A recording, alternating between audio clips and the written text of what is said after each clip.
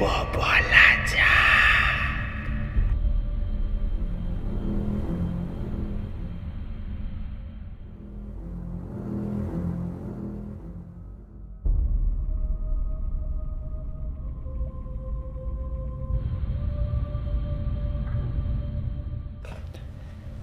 আমাদের চারিপাশে প্রতিনিয়ত এমন কিছু ঘটনা ঘটে যা শোনার পর বা জানার পরও আমাদের মন তা বিশ্বাস করতে চায় না।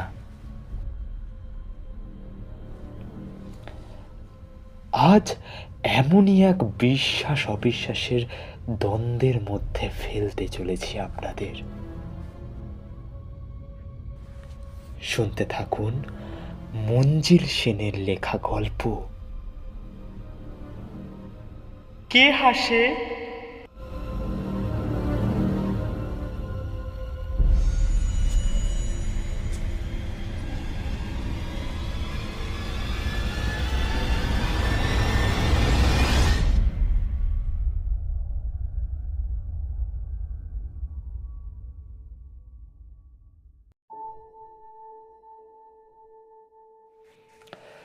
সেদিন ছিল কোজাগরী পূর্ণিমা। ঘরে ঘরে লক্ষ্মী পুজো, বারোয়ারি পুজো তো আছেই। চাঁদের আলো আর কৃত্রিম আলোকসজ্জায় ঝলমল করছে শহর।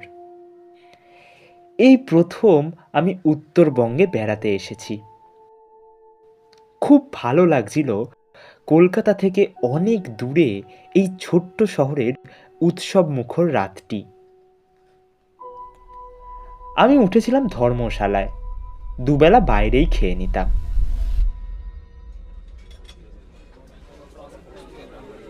সেদিনও রাত ৯টার পর একটা হোটেলে ঢুকেছিলাম। হোটেলের রান্না ভালো, রকমারি পদ পাওয়া যায়। শুক্তো থেকে শুরু করে মাছের মাথা দেওয়া মুগ ডাল, পুঁই ডাঁটার চচ্চড়ি, কপির তরকারি, রুই, পার্শে, ভেটকি, নানান রকম মাছ, ডিমের ডালনা, মাংস, কোনো কিছুই বাদ নেই। আমি এক কোনায় জানলার ধারে একটা ছোট্ট টেবিলের সামনে বসলাম। মুখোমুখি দুটো চেয়ার, দুজন বসে খেতে পারে। আমি জানলার দিকে পিঠ রেখে বসেছিলাম। হোটেলের একটা ছেলেকে ডেকে ভাত, তরকারি আর পাবদা মাছের ঝোল দিতে বললাম। ছেলেটি বলল, একটু দেরি হবে, ভাত ফুরিয়ে গিয়েছে, উনুনে আবার হাঁড়ি চাপানো হয়েছে, খদ্দেরের বেশ ভিড়। আমার আগে এসেও অনেকেই ভাতের আশায় বসে আছে। ঠিক তক্ষুনি একজন ঢ্যাঙা মতো লোক আমার টেবিলের সামনে এসে দাঁড়ালেন। ফ্যাকাশে মুখ, দু চোখের তলায় কালি পড়েছে, অথচ শরীরের কাঠামো দেখে মনে হয় একসময় বেশ জোয়ান পুরুষ ছিলেন। বয়স ৩০-এর মাঝামাঝি কি তার একটু বেশি হবে। কুণ্ঠিতভাবে তিনি বললেন, আমি এখানে বসলে আপনার অসুবিধা হবে কি? আমি বলে উঠলাম, না না, এটা তো দুজনেরই টেবিল। যদিও একটা পুরো টেবিল দখল করে খাবার সুযোগটা হাতছাড়া হলো বলে মনে মনে আমি একটু ক্ষুণ্ণ হলাম। ভদ্রলোক আমাকে ধন্যবাদ জানিয়ে চেয়ার টেনে বসলেন। তারপর একটু ইতস্তত করে বললেন, আপনাকে আগে কখনো এখানে দেখিনি তো? বেড়াতে এসেছেন? হ্যাঁ, আমি জবাব দিলাম। কলকাতা থেকে? আমি ঘাড় দোলালাম। আমারও বাড়ি কলকাতায়। ভদ্রলোক দীর্ঘ নিঃশ্বাস ছেড়ে বললেন, গত ৭ বছরে একবারও যাওয়া হয়ে ওঠেনি। কলকাতার কোথায় আপনার বাড়ি? আমি ভদ্রতার খাতিরে জিজ্ঞেস করলাম। ভবানীপুরে কালীমোহন ব্যানার্জি লেনে, ওই যেখানে ইন্দিরা সিনেমা আছে। আরে, আমিও তো ওখানেই থাকি। প্রিয়নাথ মল্লিক রোডে। আপনার কোন বাড়ি? দেশ গায়ের লোকের সঙ্গে বাইরে কোথাও দেখা হলে খুব তাড়াতাড়ি যেমন সংকোচ কেটে যায়, ব্যক্তিগত প্রশ্ন এসে পড়ে, আমাদেরও তাই হলো। কথায় কথায় দুজনের পরিচিত কয়েকজনের নামও বেরিয়ে পড়ল। ভদ্রলোকের নাম বীরেশ্বর রায়। আমি জিজ্ঞেস করলাম, আপনি কলকাতা ছেড়েছেন 7 বছর, তাই বললেন না? হ্যাঁ, বীরেশ্বরবাবু জবাব দিলেন। এখানে আছি 2 বছর। তার আগে 1 বছর আমি একটা চা বাগানের ম্যানেজার ছিলাম। সে তো খুব ভালো চাকরি। আমি না বলে পারলাম না। শুনেছি রাজার হালে থাকা যায়। তা সেই চা বাগান কি বন্ধ হয়ে গিয়েছিল? না। বীরেশ্বরবাবু দুপাশে মাথা নাড়ালেন।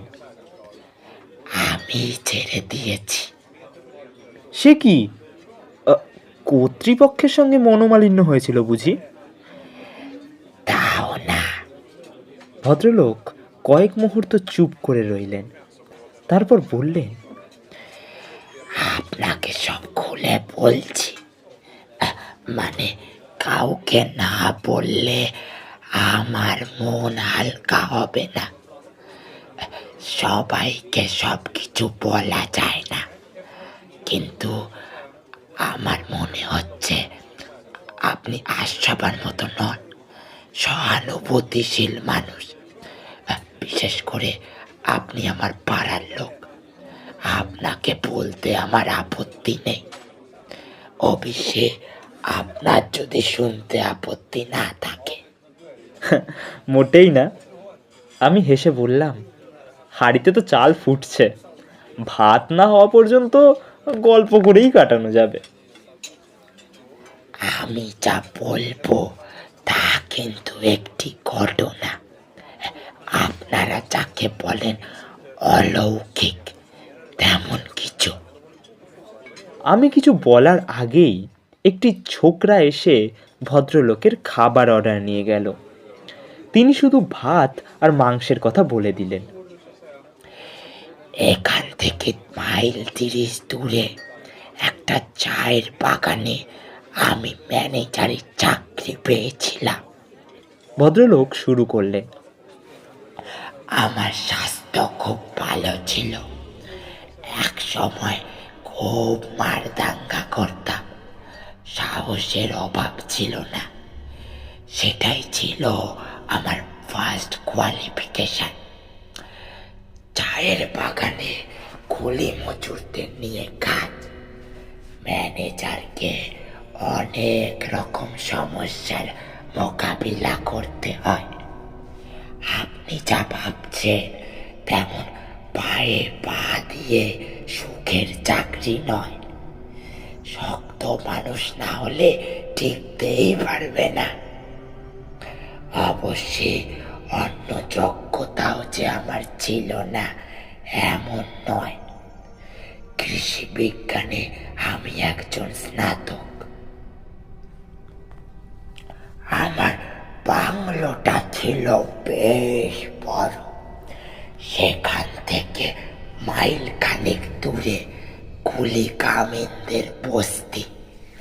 বাড়ির কাজকর্মের জন্য এক পাহাড়ি ছোকরাকে আমি রেখে দিয়েছিলাম।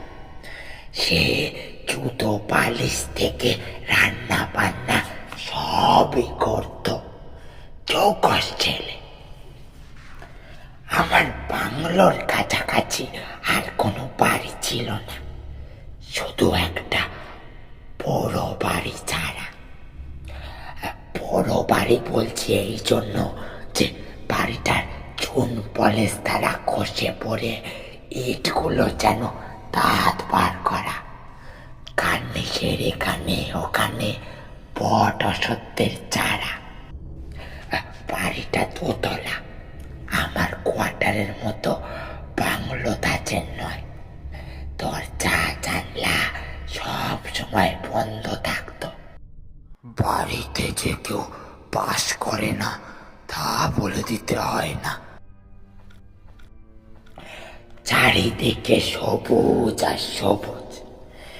কলকাতা থেকে এসে জায়গাটাকে আমার খুব ভালো লেগে গেল। কয়েকটা ঘটনায় আমার শক্তি আর সাহসের পরিচয় পেয়ে কুলি কামিনরা আমাকে বেশ সমীহ করে চলছিল। বেশ ভালোই কাটছিল দিনগুলো। রাত্রে ময়দার রুটি আর হাঁস মুরগি কিংবা হরিণের মাংস খাসা রান্না করতো ছেলেটা। প্রায় 1 মাস কেটে গেল। সেদিন ছিল পূর্ণিমার রাত। চা বাগানের আকাশে পূর্ণিমার চাঁদের রূপই আলাদা। বড় বড় আকাশ ছোঁয়া বাড়ি নেই, শুধু বাগান আর বাগান। তাই চাঁদের আলো এমন ছড়িয়ে পড়ে যে তার রূপলি সুধায় মনের মধ্যে একটা মাদকতার সৃষ্টি না হয়ে পারে না। চা বাগানে সন্ধ্যের পরে রাত নামে। গলিতের বস্তিতে বেশি রাত পর্যন্ত হই হুল্লোড় চললেও আমার বাংলোর চৌহদ্দির মধ্যে জনমনুষ্যের সাড়া পাওয়া যেত না। নিস্তব্ধ নিঝুম পরিবেশ। রাত 8টার মধ্যেই আমি শুয়ে পড়তাম। সারাদিনের খাটাখাটুনির পর গাঢ় ঘুমে ডুবে যেতাম।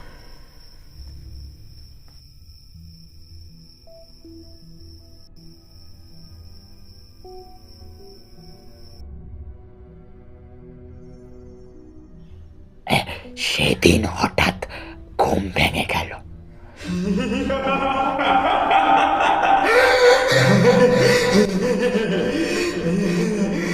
বাইরে থেকে কার যেন হাসি ভেসে আসছে। আমি অবাক হলাম। এত রাত্রে কে আসে? এখানে লোকজন নেই। তাছাড়া এই জায়গাটা চা বাগানের সম্পত্তি। বিনা অনুমতিতে বাইরের লোকের এখানে আসা নিষেধ।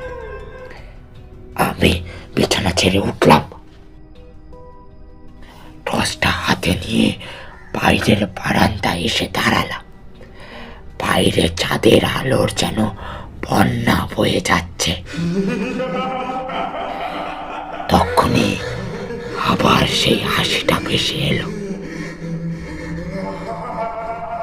কে কে? আমি বারান্দা থেকে নেমে পড়লাম। চারিদিকে খুঁজলাম, কিন্তু কাউকে দেখতে পেলাম না। হাসিটা যেমন হঠাৎ শুরু হয়েছিল তেমন হঠাৎই বন্ধ হয়ে গেল। আমি চিন্তিত মনে ঘরে ফিরে গেলাম। ঘড়িতে দেখলাম 10:15। পরদিন আমার কাজের ছেলেটাকে জিজ্ঞেস করলাম রাত্রে সে কারোর হাসি শুনেছে কিনা। সে বলল শোনেনি।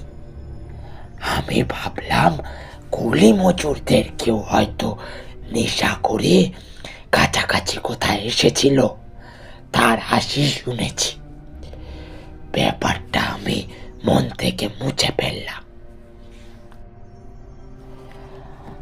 আমার কাজকর্মে মালিক পক্ষ বেশ খুশি। একটা চিঠিতে সে কথা জানাতে তারা কার্পণ্য করলেন না। আমার ভবিষ্যৎ যে উজ্জ্বল সেটা বুঝতেও আমার বাকি রইল না। আরো 1 মাস কেটে গেল। আবারও এলো পূর্ণিমা। সেদিন রাত্রেও আমার ঘুম ভেঙে গেল। বিছানায় শুয়ে শুনতে পেলাম সেই হাসির শব্দ। বিকট সেই হাসি প্রকৃতিস্থ মানুষের যে নয় তা বুঝতে কষ্ট হয় না। সাধারণ কেউ হলে হয়তো ভয় সিটিয়ে যেত, কিন্তু আমি ছিলাম অন্য ধাতুতে গড়া। ঘড়িতে দেখলাম রাত 10টা। একটা মোটা লাঠি আর টর্চ নিয়ে আমি বেরিয়ে পড়লাম, কিন্তু কাউকে খুঁজে পেলাম না। আগের বারের মতো এবারও হাসিটা হঠাৎই বন্ধ হয়ে গেল। ব্যাপারটার কোনো ব্যাখ্যাই আমার মাথায় এলো না। শুধু বুঝলাম পূর্ণিমার রাত ছাড়া ওই হাসি শোনা যায় না। পরদিন ছোকরাকে জিজ্ঞেস করে জানলাম সে কোনো হাসির শব্দ শোনেনি। আমার কথার জবাব দেওয়ার সময় সে অদ্ভুতভাবে আমার মুখের দিকে তাকাচ্ছিল। বুঝতে পারলাম ও মনে করছে আমার মাথায় কিছু গন্ডগোল হয়েছে, তাই ওকে আর কাটালাম না। পরের পূর্ণিমার রাতেও সেই একই ঘটনা ঘটল। এবার আমি কান চেপে শুয়ে রইলাম। আর কেউ ওই পেটকুটে হাসি শুনতে পায় না কেন তা আমার বোধগম্য হলো না। একবার মনে হলো আমি কি স্নায়বিক পীড়ায় ভুগছি, কিন্তু সে চিন্তা মন থেকে উড়িয়ে দিলাম। পরের পূর্ণিমার রাতে আমি আর শুয়ে থাকতে পারলাম না। হাসির রহস্যটা আমাকে জানতেই হবে, নইলে আমি হয়তো পাগল হয়ে যাব। সেদিন রাতে ইচ্ছে করে আমি জেগেছিলাম, তাই হাসি শুরু হতে বিছানা ছেড়ে বেরিয়ে পড়লাম।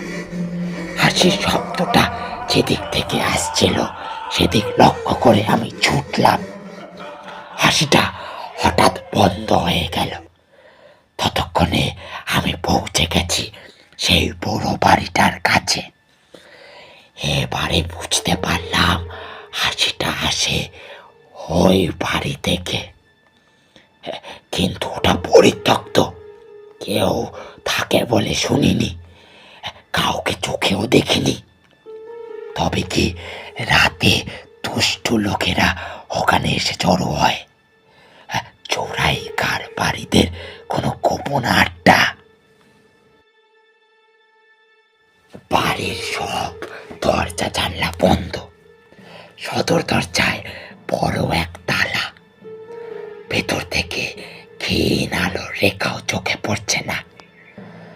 আমি কি করব মনস্থির করতে না পেরে ফিরে এলাম। পরদিন অফিসে একজন পুরনো কর্মচারীকে জিজ্ঞেস করলাম ওই বাড়িটা সম্বন্ধে কিছু জানে কিনা। তিনি এক জনপদ ঘটনা শোনালেন। বছর 40 আগে ওই বাড়িতে 2 ভাই থাকত। তাদের সম্বন্ধে বিশেষ কিছু জানা যায়নি। লোকজনের সঙ্গে মেলামেশাও তারা করতো না। ওই বাড়িটা ছিল টি এস্টেটের মালিকানার বাইরে। শোনা যায় ছোট ভাই নাকি ছিল বদ্ধ উন্মাদ। তাকে দোতলার একটা ঘরে শিকল বেঁধে রাখা হতো। তাকে দেখাশোনার জন্য একজন লোক ছিল। সেই উন্মাদ ভাই মাঝে মাঝে হিংস্র হয়ে উঠত। বিশেষ করে পূর্ণিমার রাতে বেড়ে যেত তার পাগলামি। তখন তাকে চাবুক মারা হতো। চাবুক খেত আর অট্ট হাসি আসতো সেই ভাই। ভয়ঙ্কর ছিল সেই হাসি। ওই ভাইয়ের জন্যই নাকি দাদা লোকালয় ছেড়ে এই নির্জন অঞ্চলে বাসা নিয়েছিল। তারপর একদিন পূর্ণিমার রাত্রে সেই উন্মাদ ভাই তাকে যে দেখাশোনা করত তাকে আক্রমণ করে। তখন সে ছিল ঘুমিয়ে। আচমকা আক্রমণে সে প্রথমে কাবু হয়ে পড়েছিল, কিন্তু সেও ছিল বলিষ্ঠ। সেদিন রাত্রে আমার দাদা ওখানে ছিল না, তরকারি কাজে শহরে গিয়েছিল। পাগল সেই লোকটির গলা চেপে ধরেছিল। আত্মরক্ষার জন্য সেও পাগলের গলা চেপে ধরে। পরদিন সকালে দাদা ফিরে এসে দেখে দুজনের গলা টিপে মাটিতে পড়ে আছে, দুজনেই মৃত। তারপর থেকে বাড়িটা ওভাবেই পড়ে আছে। দাদা সেই যে চলে গিয়েছিল, আর ফিরে আসেনি। এই হলো বাড়ির ইতিহাস। পরের পূর্ণিমায় আমি শহরের এক চা ব্যবসায়ীকে নেমন্তন্ন করলাম। রাত্রে খাওয়া দাওয়া করবেন, থাকবেন। খানা পিনার আয়োজনটা আমি ভালোই করেছিলাম। ইচ্ছে করেই সেদিন দেরিতে খেতে বসলাম। খেতে খেতে গল্প করছিলাম। ভদ্রলোক গুজরাটি, কেমন করে গর্ভহীন অবস্থা থেকে বিরাট ব্যবসার মালিক হয়েছেন সেই গল্প করছিলেন। আমি তার কথা শুনছিলাম আর হাত ঘড়ির দিকে তাকাচ্ছিলাম। মনে মনে একটা উত্তেজনা অনুভব না করে পারছিলাম না। ঠিক 10টার সময় ভেসে এলো সেই হাসি, সেই বিকট হাসি। আমি গুজরাটি ভদ্রলোকের মুখের দিকে তাকালাম। তিনি কিন্তু নির্বিকার খাচ্ছেন আর তার জীবনী বলে যাচ্ছেন। আমি একটু উত্তেজিত হয়ে বললাম, শুনতে পাচ্ছেন? কি? ভদ্রলোক অবাক হয়ে আমার মুখের দিকে তাকালেন। একটা হাসি। হাসি? কার হাসি? ভদ্রলোক এদিক ওদিক তাকালেন। কই, আমি তো কারোর হাসি শুনতে পাচ্ছি না। একটু একটু কান পেতে শুনুন। আমি অসহষ্ণু গলায় বললাম, আমি স্পষ্ট শুনতে পাচ্ছি। ভদ্রলোক ভুরু কুঁচকে মনোসংযোগ করার চেষ্টা করলেন, তারপর ঘাড় নেড়ে বললেন, আপনি বোধহয় ভুল শুনেছেন, কেউ হাসেনি, আপনার মনের ভুল। ভুল শুনেছি? আমার এবার ধৈর্যচ্যুতি ঘটল। প্রায় চিৎকার করে বললাম, প্রত্যেক পূর্ণিমার রাত্রে আমি এই হাসি শুনছি, আর আর আপনি বলছেন আমার মনের ভুল। ভদ্রলোক কেমন অদ্ভুত দৃষ্টিতে আমার দিকে তাকিয়ে রইলেন। বুঝতে পারলাম তিনি আমার মস্তিষ্কের সুস্থতা সম্বন্ধে সন্দিহান হয়ে পড়েছেন। চোখে মুখে ভয়ের চিহ্ন ফুটে উঠেছে। বোধহয় ভাবছেন পাগলের পাল্লায় পড়েছেন। আমি অতি কষ্টে নিজেকে সংযত করি ভদ্রলোকের কাছে ক্ষমা চাইলাম। বাকি সময়টুকু আমরা চুপচাপ খেলাম। পরদিন সকালে ভদ্রলোক বিদায় নিলেন। মনে হলো তিনি যেন পালিয়ে বাঁচলেন। জানি না ওই ভদ্রলোকের জন্যই কিনা এই কথাটা চাউর হয়ে গেল যে আমার মাথায় গন্ডগোল দেখা দিয়েছে। হেড অফিস থেকেও এ ব্যাপারে একজন খোঁজ খবর নিতে এলেন। তিনি অবশ্যই আমার আচরণে অস্বাভাবিক কিছু দেখলেন না, ফলে চাকরিটা রয়ে গেল। একটা কথা কিন্তু আমার কাছে পরিষ্কার হলো, আমি ছাড়া আর কেউ ওই হাসি শুনতে পায় না। পরের পূর্ণিমায় আমি ঠিক করলাম একটা হেস্তনেস্ত করতেই হবে। সেই রাতে আমি প্রস্তুত হয়েই ছিলাম।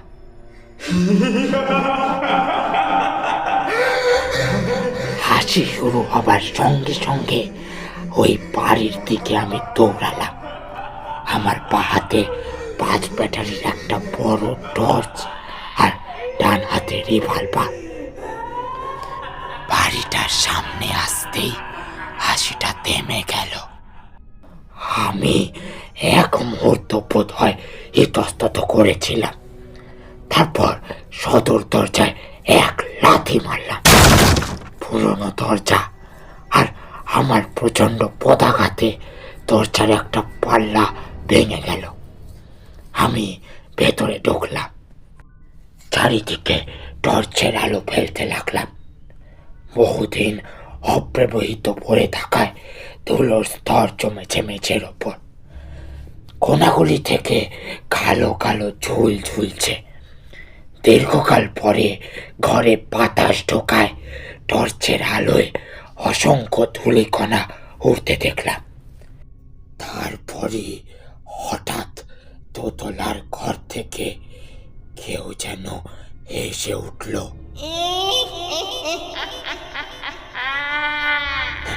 যেন আমাকে ব্যঙ্গ করে হাসলো। আগেই বলেছি আমার ছিল দুর্জয় সাহস। এতটুকু দ্বিধা না করে আমি লাফ দিয়ে 2-3টে সিঁড়ি টপকে দোতলায় উঠলাম।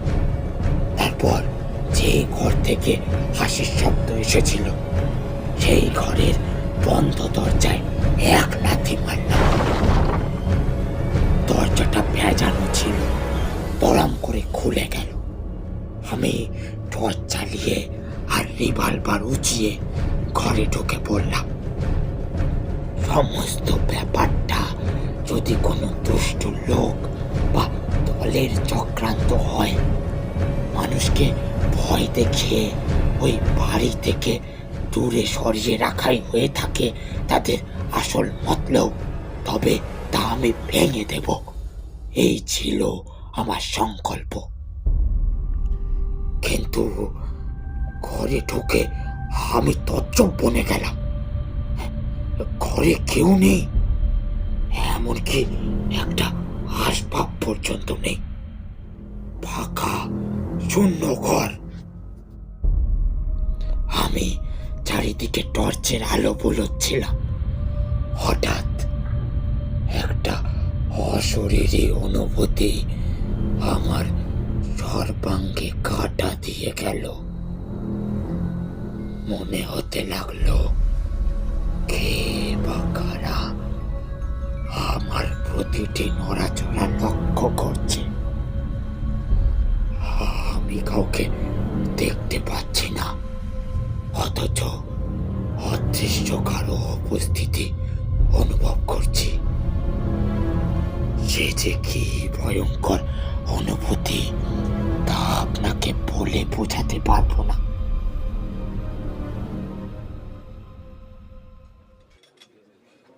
বীরেশ্বরবাবু একটু থেমে টেবিল থেকে জলের গেলাসটা তুলে এক ঢোক জল খেলেন।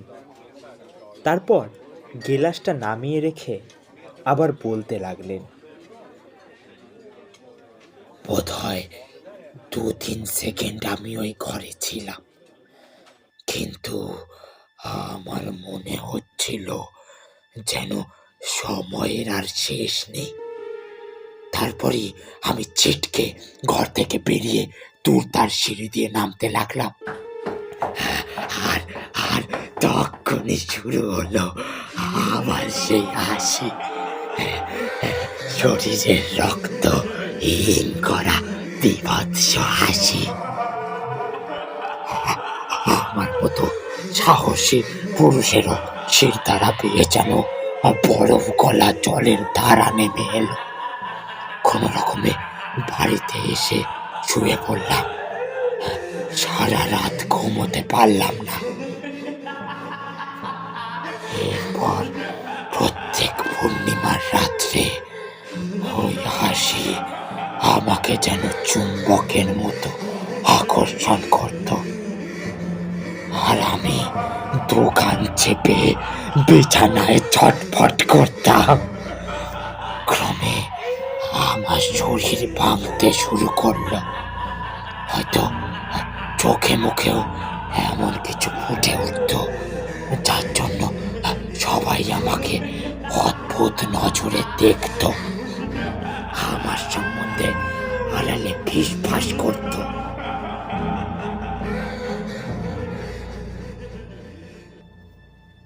এক বছর কোন রকম সেই ভয়াবহ নরক যন্ত্রণা সহ্য করেও আমি টিকেছিলাম, কিন্তু আর পারলাম না।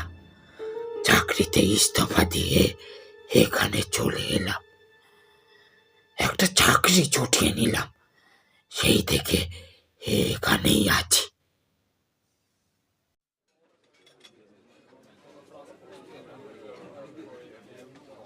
কিন্তু আপনি কলকাতা ফিরে গেলেন না কেন? আমি জিজ্ঞেস করলাম। আত্মীয় স্বজনদের মধ্যে থাকলে আপনার শরীর ও মন দুইই ভালো হতো। সেখানেই তো মুশকিল। বীরেশ্বরবাবু ম্লান হাসলেন। আমার আত্মীয় স্বজনরাও যদি আমাকে পাগল ভাবে, সেটা ভেবেই আমি আর চাইনি। আমি সেটা সইতে পারবো না। কিন্তু তারা তা ভাববেন কেন? আমি অবাক হয়েই বললাম, আর তো আপনি সেই হাসি শুনছেন না, ওখান থেকে তো আপনি চলে এসেছেন। সেটাই তো হচ্ছে কথা। ভদ্রলোক বললেন, এখানে এসেও আমি সেই হাসির হাত থেকে নিস্তার পাইনি। পূর্ণিমার রাত 10টায় এখানে বসেও সেই হাসি আমি শুনতে পাই। পৃথিবীর যেখানেই আমি যাই না কেন, ওই হাসি আমাকে মুক্তি দেবে না। সে কি? আমি স্তম্ভিতের মতো বললাম। ভদ্রলোক জানলার দিকে মুখ করে বসেছিলেন। হঠাৎ বলে উঠলেন, ওই দেখুন, পিছন ফিরে আকাশের দিকে দেখুন। আমি ফিরে দেখলাম আকাশে ঝলমল করছে রূপলি থালার মতো কোজাগুড়ি পূর্ণিমার চাঁদ। তারপরই ভদ্রলোকের ব্যাকুল কণ্ঠে আমি তার মুখের দিকে ফিরে তাকালাম। তার মুখটা ছাইয়ের মতো সাদা হয়ে গেছে, কোটর থেকে চোখ দুটো যেন ঠিকরে বেরিয়ে আসতে চাইছে। তিনি আর্তকণ্ঠে বললেন, শুনতে পাচ্ছেন? শুনতে পাচ্ছেন সেই হাসি? তিনি দুহাত দিয়ে দুকান চেপে ধরলেন। আমি হাত ঘড়ির দিকে তাকিয়ে দেখলাম রাত 10টা। শান্ত হন, আমি বললাম। আমার মনে হয় আপনি কোনো সাইকিয়াট্রিস্টকে দেখালে ভালো হয়ে যাবেন। এটা আপনার মনের রোগে দাঁড়িয়েছে। ভদ্রলোক আমার দিকে অদ্ভুত দৃষ্টিতে তাকালেন, তারপর বললেন, আপনিও বোধ হয় আমাকে পাগল ভাবছেন, কিন্তু আমি এই ঘটনার কি ব্যাখ্যা করেছি জানেন? কি? আমি জানতে চাইলাম। বীরেশ্বরবাবুর দু চোখে ফুটে উঠল কেমন একটা ঘোলাটে দৃষ্টি। তিনি বললেন, ওই ঘটনার সময় আমার জন্মই হয়নি। আমার আমার নিশ্চিত ধারণা, আগের জন্মে আমি ছিলাম সেই পাগল, সেই পাগল, পাগল, সেই পাগল।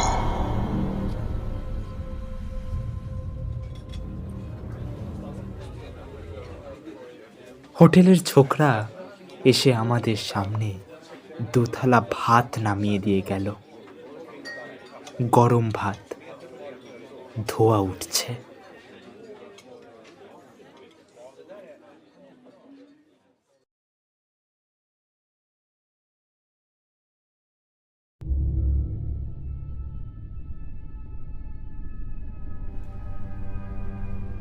আপনি হলে কি করতেন? বিশ্বাস করতেন বীরেশ্বর বাবুকে?